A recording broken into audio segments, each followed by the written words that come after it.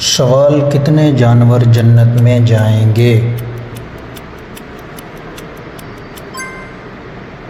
جواب: 10 جانور۔ سوال: 1000 میں سے کتنے لوگ جہنمی ہوں گے؟ جواب: 999 لوگ۔ سوال: قیامت کے دن سب سے بڑا نقصان اٹھانے والا کون ہوگا؟ جواب: وہ شخص جس کے اعمال بہت ہوں مگر ریاکاری، ظلم اور لوگوں کے حقوق مارنے کی وجہ سے سب نیکیاں دوسروں کو دے دی جائیں۔ سوال: محبت الہی کی پہلی شرط کیا ہے؟